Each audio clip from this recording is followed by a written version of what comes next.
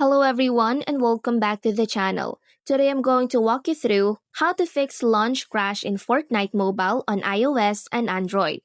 The first thing you have to remember is that your device must be a 64-bit Android on an ARM64 processor. Also, you need to be an Android OS 10.0 or higher.